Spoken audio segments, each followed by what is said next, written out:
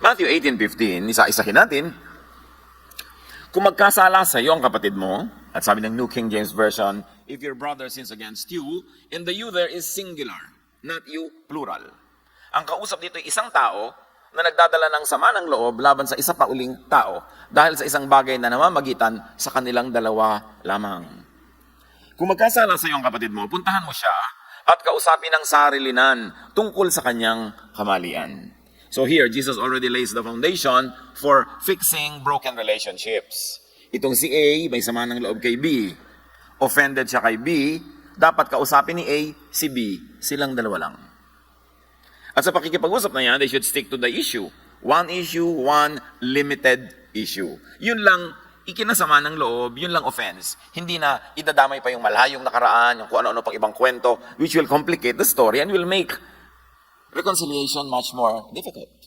So, stick to one topic. Sarilinan para open-minded yung nakikinig, receptive and teachable. Kasi kung maraming ibang nakakarinig, magiging defensive siya. Maring maging offensive din. Maring ituring niya yung pakikipag-usap mo sa kanya na contest na kailangan siyang manalo at ikaw di kailangan manalo, kaya walang magbibigay. So, dapat kayo lang dalawa para siya maging honest and humble because it's a lot easier to be humble kung dalawa lang kayo kaysa maraming nanonood. At siya rin ay magiging kalmado, mapag-isip, reasonable, hindi defensive. Napakahalaga na pag may sasabihin ka sa isang tao tungkol sa reklamo mo sa kanya, hindi siya maging defensive, maging bukas siya. At magiging bukas lang siya kung hindi ka parang umaatake. At sabi ni Jesus, kapag nakinig siya sa iyo, kasi hindi ka accusing, hindi ka offensive and combative, hindi ka loud and out to win and show an audience that you won, dahil hindi ka nakakainis, hindi ka nakakagalit, hindi ka nakakaprovoke, kaya makikinig sa'yo. Naibalik mo na ang inyong pagsasamahan bilang magkapatid. Ang goal, magkabalikan. Ang method, private talk. Not a contest, not a show. Mas madali kasing magpakumbaba ang magkabilang partido kung ganon ang climate. Matthew 18:15, go and tell him his fault between you and him alone. Bakit kailangan kayo lang? Kasi mas maraming may alam, mas gugulo. Too many cooks spoil the soup, sabi nga. At kausapin siya, huwag pag-usapan. Pag pinag-usapan nyo, dadami ang kanya-kanyang opinion, dadami ang kanyang nag-iisip, nakikigulo, galit pala yung iba sa kanya, kaya dadagdagan nila yung kwento, yung iba naman galit sa'yo, kaya iibahin nila yung kwento, magulo. The context of Matthew 18:15 is that the sin is committed personally, directly against the accuser. It is not against a third party. In other words, ang prinsipyong ito mga kapatid, itong taong ito, sa tingin ko ay may nagawang mali sa akin, hindi na mali na nagawa sa iba. Wala akong pakialam doon. Lalapit ako sa kanya para makipag-ayos, para lang sa nagawa niyang mali laban sa akin. Hindi ako magiging abogado ng iba, hindi ako magiging spokesperson ng iba, limited to me. Kaya sabi ni Jesus, if somebody sins against you, not against your neighbor, not against your mother, not against your brother-in-law, not against other people, yung atraso ni B ay kay A, hindi sa iba. At sabi ni Jesus, if B hears you, you A have gained your brother. Pero pagka ibang nakarinig ay si C, D, E, E, F, mahirap magkasundo. Maraming lalahok. The accused is given the chance to realize his fault and make amends, or to explain his side, or to prove and clarify his innocence. Of course, the he's there also applies to her. Kaya mo siya kakausapin, hindi para mo siya talunin, kundi para bigyan mo siya ng pagkakataong ipaliwanag ang kanyang panig dahil baka naman nagkakamali ka lang sa iyong pagsama ng loob. Baka naman may punto rin siya, pareho kayong tama o pareho kayong mali. Note that the sin could only be imagined also by the accuser. Pwede naman, akala mo lang, guni-guni mo lang pala na may ginawa sa sa'yo mali pero hindi naman niya sinasadya o wala naman pala. Kaya napakahalaga na makipaglinawan muna bago sumama ang loob, bago kumuha ng mga kakampi at bago lumikha ng malaking gulo. Yung pala, dapat mo munang linawin. Tama ba ako na sumama ang loob ko sa sinabi mo? Ito ba talaga ang pakahulugan mo doon? Kasi may maraming mga tao, hindi naman sila eloquent, hindi sila masyadong gifted with words. Hindi naman pala yun ang ibig sabihin. At kung sakasakali na yung pagkakamali sa'yo, guni-guni mo lang pala, the accuser gives himself the chance to realize his faulty judgment. So pag may kakausapin ka dahil galit ka o nasaktan ka, nakataya rin yung sarili mo na pwedeng ikaw ang magbago ng isip. Hindi mo siya kakausapin para ka lang manalo, kundi para pag nakita mong ikaw pala yung mali, di ikaw ngayon na mag-sorry. Ay, mali pala ako. Sorry. You give yourself a chance to make amends. Kasi baka kuminsan, nagalit ka na pala, nagkasala ka na sa kanya in your heart. Hindi naman pala dapat. At kung totoo naman ang iyong sinasabi, para mapatunayan mo yun na totoo. At kung gusto mong panindigan, panindigan mo dahil totoo. Pero bago ka manindigan, mag-research ka muna. At ang number one mo dapat kausap, yun mismong taong iniisip mong nagkamali sa'yo. The very private meeting is for the mutual examination of both parties' positions. Hindi ko mo ikaw ang galit, ikaw ang tama. Tatandaan natin yon. Kung minsan galit ka kasi mali ang dahilan mo para magalit. O nagkamali ka ng pagbasa, ng pagkarinig, kaya ka nagagalit. Hindi ko mo ikaw ang offended, ikaw na yung tama agad. So sa pakikipag-usap, inilalagay mo rin na yung sarili under the lens of truth. Pati ikaw, nagpapasuri. The goal is for the matter to be resolved as quietly as possible. It's for the kapatiran ties to be restored. Makikipag-usap ka hindi para manaig, para manalo, ipahiya siya, kundi para magkabalikan kayo. And to repeat, the process should only be done if the sin is committed against the one doing the process. Ikaw nakikipag-usap, sa iyo nagawa ang kamalian, hindi sa iba. Pag hindi sa iyo nagawa ang kamalian, this teaching does not apply to you. Marami kasing pakialamero at pakialamera eh. Aba si B, may kasalanan kay C. Ako si A. Kikialam ako dyan. Ipagtatanggol ko si C. Kailangan pagalitan ko si B. No. The teaching does not apply to you. The process is not universally applicable. Kailangan matupad muna lahat ng requirement. Siya ang nagkasala sa'yo, kakausapin mo siya, kayong dalawa lang. Ito ay para iwasang dumami ang mga accusers and complainants. Kasi pagka nagreklamo ka sa iba at nagdadaldal, galit din pala sila doon sa taong yon, magkakampi-kampi na kayo. Kakapal na yung problema, magiging complicated. Ito'y para iwasan dumami ang mga investigators. Kasi talaga napakarami investigador sa church. Sa kapitbahay, kahit na sa mga opisina. Ito'y para bawasan yung mga litigators, mga witnesses. Dadami ang witnesses niyan. Dadaki ang audience, at syempre, dadami ang judges. Kaya sabi sa Matthew 7:1-2, don't judge others, and God will not judge you. If you judge others, you will be judged the same way you judge them. God will treat you the same way you treat others. O, yung anak mo, ginang, nagsumbong sa'yo laban sa kanyang hipag na manugang mo. Kampi ka agad kasi dugo mo yon. Tsaka inis ka sa hipag mo. Sa manugang mo. So kampi-kampi na kayo. Sa palagay nyo, tatahimik ang pamilya nyo pag ganun. May nagsusumbong sa inyo na ganito, kakampihan nyo agad. Huwag na huwag kayong kakampi hanggang hindi nyo narinig yung kabilang side, kahit itong kabilang side na ito ay hindi nyo kaano-ano. Because the truth is important. At lalo ang mga matatanda sa mga pamilya. Lolo, lola, nanay, tatay, tito, tita, ate, kuya, yung mga nakatatanda, meron kayong special duty to be peacekeepers. Dahil mas maraming nakikinig sa inyo, tumatanaw sa inyo, gumagalang sa inyo, mas dapat kayong karapat-dapat na truthful, fair. Pag ang matatanda sa isang pamilya ay matitino, bihirang magkaroon ng malaking gulo. Kasi namamanage nila. Meron din namang matitino yung matatanda, gumugulo pa rin kasi sobrang gulo ng mga bata. Pero pag napakahuhusay, matatalino, marurunong ang mga matatanda, hindi sila lumalahok sa gulo. Sila, itong arbiter, sila ang referee, hindi sila sumasali sa bakbakan. Kahit paborito mo pa itong pamangkin na ito, paborito mo ang anak na ito, o paborito ang manugang na ito, laban sa iba pong mga manugang, kung matalino kang matanda, hindi ka papanig kahit kanino man. Kasi pag ang judge ay pumanig na sa isa, wala nang judge. Wala nang matino na mag-aayos ng problema. Kaya pag may mga magugulong pamilya, ang unahin nating tingnan, ang matatanda. Meron ba silang pinagkatandaan? O isip bata rin? Ang hirap ng isip bata ka, tapos may authority ka ng matanda, ikaw ang masusunod, at ang papairalin mo pagbabata-bataan. Mahalaga. Don't judge. Kahit hindi nyo pa gusto yung tao, medyo inis kayo, ang mahalaga, ano ang totoo? Why? Because Jesus is truth. And truth sets free. At syempre, pag dumami ang judges, dadami din ang executioners. Dumadami ang mga berdugo. Dumadami ang babato. Tulad na lang ng babaeng nahuli sa pangangalo niya. Lahat ng buong barangay babatuhin siya. Hindi naman sila yung asawa ng babae o hindi sila yung asawa ng partner, pero makikibato sila. The offense is not done against them personally, but of course, there's a tribal issue here, which is another matter. Kasi nung unang panahon na nalikha yung batas na yon, tribo sila, pagka mayroong mag-asawa na naging taksil sa kapwa-asawa, magkakagalit sila, apektado ang buong tribo, kukunti lang sila nun. Kaya everybody is a stakeholder. Pero pag lumalaki na ang lipunan, hindi na kayo tribo, hindi na ganun kalaki ang pakikialam nyo sa private lives ng mga tao sa inyong community. Noong araw kasi marami silang kalaban, lagi may tagutom, maraming wild animals. A small tribe cannot afford to be divided. So ang pagtataksil ng isang asawa sa kanyang sariling asawa ay concern ng buong community. Kasi pag sila nag-away at nakalimutan nila ang mga duties nila sa community, everybody will suffer.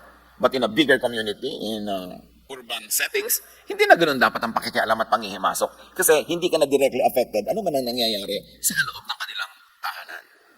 Naiiba ang panahon at naiiba ang sidhi ng application ng mga katuruang ito. Matthew 18:16 sa pagpapatuloy. Sabi ni Jesus, ngunit kung ayaw niyang makinig sa iyo, magsama ka pa ng isa o dalawang tao upang lahat ng pinag-uusapan ninyo ay mapatunayan ng 2 o 3 saksi. Remember, isa o dalawa lang. Hindi 200 ang kasali, hindi paramihan. At doon pa lang magsasali, kung matapos mong ipaliwanag, ayaw pa rin makinig, hindi nag-move forward ang inyong reconciliation, magsasama ka ng isa o dalawa. And remember, nagsasama ng isa o dalawa, hindi lang para patunayan na mali yung pinagbibintangan, kundi para siya sa atin din kung baka naman ang nagkakamali ay yung nagbibintang. So pag ikaw ay sinama, hindi kakampi nung nagsama sa'yo. Ang kakampi mo yung truth. So papakinggan mo ngayon yung reklamo ni B tungkol kay A. Papakinggan mo rin si A tungkol kay B. Tapos pwede mo sabihin, B, ikaw naman pala may problema eh. Ikaw ang reklamo ng reklamo, hindi naman dapat. Hindi ko mo ikaw isinama, kampi ka niya. Dapat kakampi ka nung truth. Kasi baka siya may problema. Baka siya ang umiimbento o lumilikha ng issue. The witnesses can and may testify for or against the accuser, not always against the accused. And after this careful exercise, one party should have already surrendered to truth. Kasi may mga reasonabling tao na sumali sa pag-aayos, hindi sa paggugulo. At habang pinag-aaralan natin ito in the context of the church of the first century, i-apply nyo mga kapatid sa inyong mga pamilya agad. Kasi yun ang katumbas ngayon eh. Nung small church nung araw, yan yung mga pamilya din natin at ang ating mga sambahay. But if a peaceful settlement still does not happen, dun pa lang Matthew 18:17, kung ayaw niyang makinig sa kanila, sabihin mo sa iglesia ang nangyari.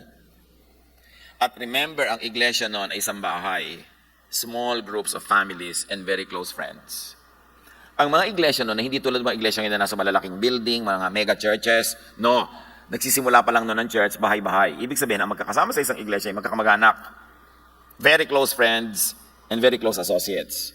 Kaya kahit sabihin mo sa buong church, yung kasalanan nitong isang taong ito, hindi siya may iskandalo, hindi siya needlessly malalagay sa kahihiyan, kasi lahat naman ng nakikinig ay kamag-anak niya. May malasakit din sa kanya. At pagmamalasakitan din siya. Hindi ko tulad ng pag ganito kalaking church, tapos may isa kang dinala dito, ito makasalanan, hindi niya naman talaga siya mahal, di ba? Hindi niyo nga kilala, nasa salubong niyo lang dyan. So, pag-uusapan nyo. Chichismisin nyo, wala kayong paki sa kanya, hindi nyo mahal. Pero doon sa small church nung araw, pag sinabing tell it to the church, small church yon, walang gagawa ng makakasama doon sa tao kasi magkakamag-anak din sila. At effective yung disiplina yon, kasi kung may isa silang bukid, lahat sila nagbubukid doon, pagka itong isang ito ay tinakwil, edi wala siyang pagbubukiran, magugutom siya, mapipilit na siyang ituwid ang kanyang sarili. Pero ngayon, sa malaking church, siniyasat mo, sinabi mo sa lahat ng kasalanan niya, lilipat lang yun na ibang church sa kanto o sa kabilang pinto. Ang dali-dali na ngayon. Ang mga churches, sa mga mall, tabi-tabi, mamili ka ng iba-iba dyan. So, hindi na effective yung ganong klaseng pagtatakwil. Nung araw kasi, pag itinakwil ka ng home church mo, yun din ang trabaho mo, yun ang hanap buhay mo, yun lang ang bayan mo, doon kay sinilang, doon ka lumaki, doon ka mamamatay at ililibing. Hindi ka tulad ngayon, nagpapalipat-lipat ang tao. Kaya effective yun nun. Pero ngayon, may papahiyain ka, sasabihin mo sa lahat ng kasalanan nila, ibubulgar mo, mapapahiya lang sila, chichismisin lang ng iba, wala naman nare-restore. Kaya ibinabagay mo sa konteksto ng panahon ang pag-apply sa ganitong mga socio-cultural based teachings.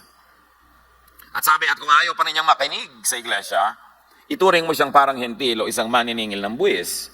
If they still refuse to listen, tell it to the church. Naging they na. Kasi baka mamaya, hindi lang yung inaakusahan ng problema, pati nang aakusa rin, sobrang violente, sobrang magulo, pareho na silang itakwil. Why the whole church?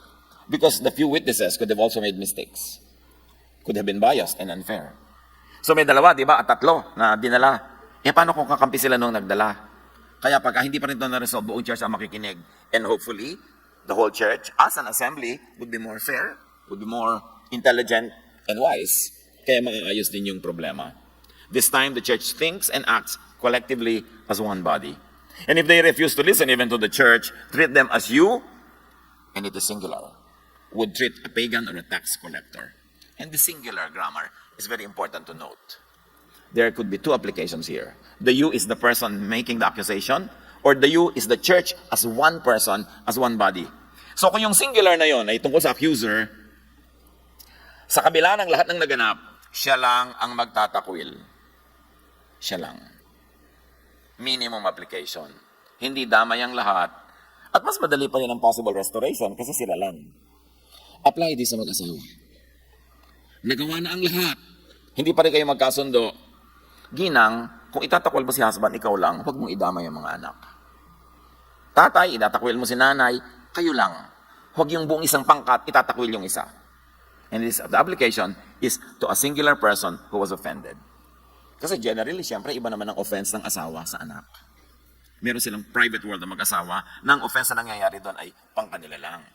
Kaya, sa pag-aayos din ito, sa inyo lang muna. Napakaraming mahuhusay, matitinong lalaki o babae na kung may problema sila sa kanilang asawa, hanggat kaya, sinasarili muna.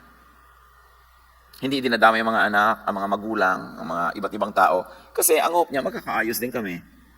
At alam niyo, yung galit kayo sa asawa niyo, tapos sinabi niyo sa nanay niyo, mamaya labing-labing na uli kayo na mag-asawa, yung nanay niyo galit pa. Pag may mag-asawa o mag-asintahan nag-aaway, huwag kayong kakampi doon sa malapit sa inyo, kasi mamaya magkakasundo rin yun, at kayo na ngayon na masama. Hayaan nyo sila. Kailangan nilang ayusin ang mga ganyang mga bagay.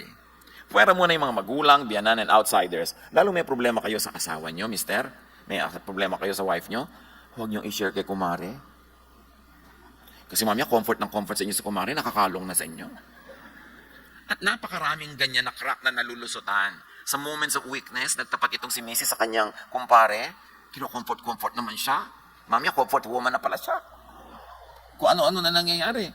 Huwag kayo nagtatapat ng problema sa asawa nyo sa opposite sex.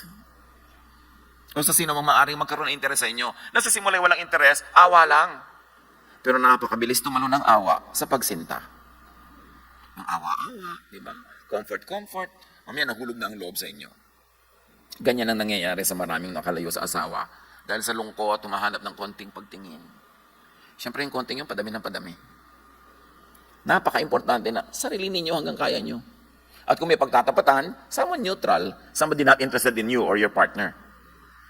Apply yan sa iba pa mga relationships. Magkakapatid, magkakasama sa church. Huwag niyong sabihin sa iba. Pag may sabi sa inyo ng problema niya sa ibang tao, awatin nyo. Sabi, oy, wala yan sa Matthew 18 ha. Huwag natin siya pag-usapan. Kasi dapat kausapin ko siya. Hindi, siyempre, mga tao sabik na sabik din makarinig. Kaya lumalaki ang gulo eh. Kaya hindi naayos. Ngayon, kung ang singular na you ay tungkol sa church, then buong church ang magtuturing sa guilty party bilang unbeliever and tax collector. This is the maximum application, and this must be reserved as a last resort. Sukdol-sukdolan na to. Kasi meron naman talaga mga pagkakamali na sinasadya, nakakasira talaga sa buong church. So, kailangan gumawa ka ng surgery, a surgical procedure. Meron ka talagang body part na sobrang nakakabulok at nakakasama sa buong katawan mo, then a surgical procedure must be done. And the context of the verses we have read leans on this interpretation, that the you is the church as a whole. But remember, the church is sambahay. It is family, close friends, may pagmamahalan at may malasakit. Kaya safe pa rin doon sa church yung lihim o yung kahinaan nung nagkamali at effective ang discipline dahil sila ay one tightly knit group, interdependent on each other economically and socially. Therefore, there will be a lot of pressure for this erring person to correct herself or himself. At madali pa rin ang restoration kasi sila-sila pa rin yun. Ganoon naman tayo eh.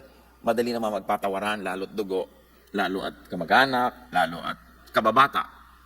Matthew 18:18, tandaan ninyo, ano mang ipagbawal nyo dito sa lupa ay ipagbabawal sa langit at ang ipapahintulot nyo dito sa lupa ay ipapahintulot sa langit. Double-edged ang sinabi nito ni Jesus. Sinasabi niya sa church, napakamakapangyarihan nyo. Kasi bilang isang grupo, isang assembling nagkakasundo, ang pagkasundoan nyo, aaproban ng langit. Edi very powerful. And what is the other side of the blade? What is the other blade? Dahil makapangyarihan kayo as an assembly, magdahan-dahan kayo sa paggamit ng kapangyarihan ito. Huwag kayo basta-basta magtiwalag. Huwag kayo basta-basta magtatakwil kasi this is a warning about breaking with your brother. It could be far-reaching. Magdahan-dahan. Kasi oras na meron kang miyembro ng grupo na itinakwil mo, baka yung mga dating kampi naman talaga sa kanya na nag-neutral-neutralan for the sake of civility, ngayong sobra ng severe ang gagawin mo dun sa tao, lalabas na yung pagkakakampi-kampi. Lalaki ang gulo. Ang mga makapangyarihan, dapat maingat sa paggamit ng kapangyarihan. Hindi mo agad-agad inilalabas yung kapangyarihan mo. Parang sandata yan na sa kahuli-hulihang sandali mo na lang huhugutin, hindi sa una. Very importantly, this teaching asserts the messianic character and power of the church. Actually, ito yung mas malalim na katuruan ng verses na ito. Inungkat at sinabi ni Jesus, although very indirectly, that the church has a messianic character, that the church has a messianic power, that the church, when functioning as one body, is like Jesus doing it himself. Because the church is the body of the Lord. Kaya sinabi niya, I'll give you the keys of the kingdom of heaven. Whatever you bound on earth is bound in heaven. As an assembly, what the people of God will agree with in total unity and out of love will be honored by heaven. It is a teaching that is very biblical that many evangelicals tend to ignore. May ganung power ng church. So the teaching should be appreciated from this angle and should be seen and interpreted and applied through this lens. And it is this. No one can stubbornly and maliciously wrong the church without consequence. Hindi pwedeng hindi pagbabayaran, ano pang kalapastanganan, laban sa church. Because when the church is maltreated, is maligned, is wronged as a body, not yung individuals lang, as a body, you do it unto the Lord. Kung sinabi niya na nagpakain ka sa mahirap, you do it unto me, sinasabi din ni Lord, if you malign my body, the church, you are doing it to me. What more if harm is done against the church and the Lord's true and proven anointed ones and instruments? Ito yung teaching na ito na talagang kalakip ng sinabi tungkol dito. Pag yung church nag-decide na as a body, meron na yang power, a messianic power. Psalm 105:15, do not touch my anointed ones. Do my prophets no harm. And of course, his anointed ones and prophets represent the body of believers as leaders. What more if someone willfully and stubbornly defies authority, wantonly lives in destructive sinfulness? What if there's a member of the body that really maligns, maliciously, dangerously, harmfully the body? Dapat makinig siya sa warning nung isang lumapit sa kanya, nung dalawa o tatlo at nung buong church. Hindi siya pwede magmatigas without consequence. Proverbs 29:1, whoever remains stiff-necked after many rebukes will suddenly be destroyed without remedy. While we practice the love of Jesus, we practice maximum tolerance, acceptance, and love. The one being corrected must be willing to be corrected, must cooperate, and must submit himself to the verdict of the one body of the Lord. Hindi pwedeng magmamatigas at magpapasaway ng ganun-ganun na lang, na dinaan na sa lahat ng proseso, lahat agree na patunayan na hindi tama ang ginagawa niya, ipagpipilitan pa rin. One who remains stiff-necked after many rebukes will suddenly be destroyed without remedy. Again, let me remind everyone that the church context there is the sambahay. It's family, intimate, may malasakit. It's not a mega church that we are talking about. Paano kung nasa isang mega church ka na nung araw did not exist? Then the mega church has to be subdivided internally into small groups para ma-replicate yung sambahay, yung magkakakilala sila, nagmamahalan sila, intimate sila, then effective sa small group na yon, yung ganong paraan ng pagdisiplina. Pero hindi na kailangan pa na ibuyang-yang sa libu-libong tao ang pagkakamali ng isa na hindi naman directly involved yung napakarami. It cannot be helpful. It would only backfire. Matthew 18:19-20. Sa pagdidiin ni Jesus ng teaching ng important ng messianic character of the church, tandaan ninyo, kung dalawa sa inyo ay nagkaisa dito sa lupa sa paghingi ng anuman, ito ipagkakaloob sa inyo ng aking Ama na nasa langit. Of course, yung dalawa na yun, metaphorical. Kaya pag may nagsasabi, anong karapatan nyo maging church? Hindi naman kayo binigyan ng karapatan ng mga ganitong group, ng ganong group, ng ganyan. When 2 or 3 are gathered in the Lord's name, the Lord is there. There is a church. But you must appreciate what it means that they are gathered in the name of the Lord. It means ang kanilang katuruan ay katuruan ni Lord, ang kanilang pamamaraan ay pamamaraan ni Lord. Therefore, the Lord is there. This is the church's messianic character, which is seldom appreciated by evangelicals. Sapagkat saan man may 2 o 3 nagkakatipon sa pangalan ko, sabi ni Jesus, naroon akong kasama nila. So whatever is done for you is done for me. Whatever is done against you is done against me. As long as you gather in my name, nandun yung pinakamahalagang kahulugan, in His name. Sa paraan niya, sa kaisipan niya, sa katuruan niya, sa karakter niya. Jesus offers a way to solve divisions. Agreeing on any one thing or any one available commonality and then leave the rest up to God. Sinasabi ni Jesus, kung may napagkasunduan kayo, I will be there. So pagka meron tayong differences, ang first goal is humanap ng pagkakasunduan. Halimbawa, mali ka. At sa tingin ko, mali ka. Pero pagkasunduan natin na litong-lito ka lang nun kasi ang dami mong problema. Dapat meron tayong pagkasunduan isang point na pareho tayong agree. Then we begin from there and you let Jesus into the equation at sabi niya, I will be there. In other words, this whole thing will be settled. Pero dapat meron kayong commonality. Nag-aaway kayong mag-asawa tungkol sa pera. Yung isa gusto niyang gastasan yung anak niya na mag-aaral sa mahal na school. Yung isa ayaw niya kasi kailangan. Meron tayong ibang unahin, so simpleng school na lang. So nag-aaway kayo. Dahil magkaiba kayo ng paraan sa paggastos ng pera, mag-agree muna kayo na parehong mahal niyo ang pamilya niyo. Ang pagmamahal ng isa, ini-express niya sa pamamagitan ng paghanap ng mahal na school. Yung isa naman, sa pagtitipid para may gastusin tayo pag nagkasakit tayo. So agree kayo na parehong mahal yung pamilya niyo. Tama? And from there, you begin to discuss the other details. Siguradong maaayos nyo. Find a common point. And then let Jesus into the equation. Let Jesusness and the principles of Jesusness rule. At yung mga iba na yan will fall by the wayside. Marami naman nag-aaway, yung detail lang pinag-aawayan nyo eh. Pero in general direction, pareho naman kayo agree. Yung gusto nyo lang mag-enjoy kayo, di ba? Sa buhay, yung isang enjoyment para sa kanya, ito. Sa kanya, iba. Nag-aaway kayo, pero sabihin, teka, nag-aaway tayo kasi pareho lang naman natin gusto mag-enjoy, di ba? So, let's begin from there and do something. Jesus offers a way out. First, find any point of agreement. Walang nakasara ang isip, walang magmamatigas, humanap tayo ng commonality. Nandun pa rin ang infinite space for Jesus. And the Lord says, I will be there. Jesus clarifies His teachings about forgiveness and non-forgiveness. Matthew 18, 21 to 22. Sunod-sunod dito related. Lumapit si Pedro at nagtanong kay Jesus, Panginoon, ilang beses po bang patatawarin ang aking kapatid na nagkakasala sa akin? 7 beses po ba? Siyempre si Pedro pinasobra niya kasi sa kanilang kaugalian dapat magpatawad ka 3 times. Pero ginawa niyang doble, 6 plus 1, 7 pa. Impressive. Pero sabi ni Jesus, no, hindi 7 beses, kundi 70 ulit na 7. 7 being symbolic of perfection, sinasabi ni Jesus, huwag kang tumigil ng kapapatawad. So mga kapatid, nagtatanong kayo, so anong i-apply natin? Titrato natin na hentil, tax collector? Pero pwedeng magkamali tayo sa ating proseso ng pagdinig ng kaso, sa ating mga pakikinig ng mga katwiran. Tapos ngayon, baka magtakwil tayo ng isang hindi naman pala dapat itakwil. So if you're going to commit an error, because you are not sure what to do, and you might commit an error, err on the side of forgiving. Kung magkakamali rin lang tayo ng pagtrato sa kapwa, lalo't hindi ka sure, magkamali ka na sa pagiging mabait at mapagpatawad kasi hindi ka naman mapapagalitan ng Diyos na bite mo. Diba? Patawad ka ng patawad. Pero kung nagkamali ka, doon ka pwedeng mapagalitan. And that is when you are not really sure. Beyond shadow of a doubt, dapat bago ka maging sure. Pero kung hindi ka sure, magkakamali ka lang, doon ka na sa side ni Jesus kasi siya mapagpatawad. Be forgiving. And here, the power is given by Jesus to the offended party. Offended ako. Napatunayan kung tama akong ma-offend, mali siya. Pero sabi niya, forgive. So if I forgive you, I'm exercising power.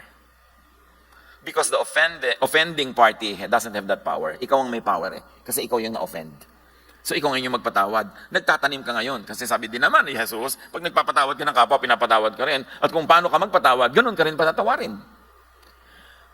Pag nagkamali sa atin ang kapwa, liban na lang threat siya na patuloy na magkamali at malagay sa panganib ang buhay natin o buhay ng iba, kung nagkakamali lang at kaya mo magpatawad, hindi mo ikamamatay, magpatawad ka kasi nagtatanim ka ng mabuting bagay na ikaw din naman ang aani. At saka mga kapatid, gaano karaming chance meron kayo para magpatawad?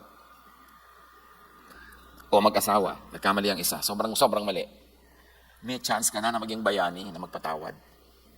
May chance ka na buuin ang sinira niya. Pero ang tunay na pagsira nun sa'yo, pag hindi mo na pinatawad.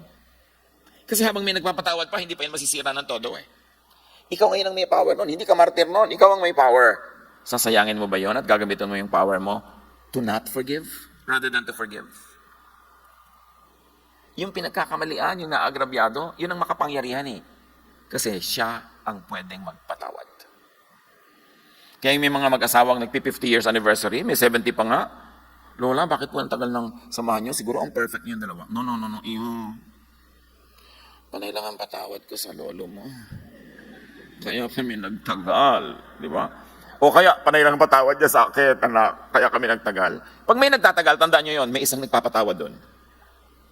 May isa dong hero. May chance kayo, maging hero or not hero. Why waste the chance? To spread God's love and to unite broken relationships. Especially if it's a relationship between mag-asawa o magulang at anak, magkapatid, magkakaibigan, magkakasama sa church. Use your power correctly. Use your power to not punish, but to nurture the wrongdoer. Matthew 6:14-15, sabi ni Jesus, if you forgive others for the wrongs they do to you, your Father in heaven will forgive you. But if you don't forgive others, your Father will not forgive your sins. So magpatawad ka dahil ikaw ay makadiyos at banal. Pero kung hindi man, magpatawad ka dahil matalino ka. Because you won't like to burn the bridge over which you too must pass. Kasi pag hindi ka nagpatawad, ikaw din hindi mapapatawad. So magpatawad, imbes makipagkasira at magtiwalag. Kung magtuturing man na unbeliever o tax collector, outsider, last resort na yan kung gusto mo lang iligtas ang iba pa sa talagang tiyak na darating pang kapahamakan. Magdahan-dahan. Iwasan ang takwilan blues. Last resort yan, not first. And even if it already happened, don't close your doors. Keep your doors open for restoration. Just like the Father keeps His door of heaven open for us so that we can always be restored. Sabi niya, if we sin, and we confess our sins, He is just to forgive us and cleanse us from all unrighteousness. How can we deny what we enjoy from God? How can we deny that from other people? Father, teach us. Ituro mo po sa amin ang mga prinsipyo na ito para anumang gulo ang nangyayari sa aming mga pamilya, mga kaibigan, sa church, maging sa gawaan na lugar, sa workplace. May we be agents of your peace instead of trouble. May we be blessings instead of curses. And the power that you give us, may we use in a loving way to restore and not to further any damage. Pag bulay-bulayan natin sumandali, i-apply sa ating mga personal na buhay.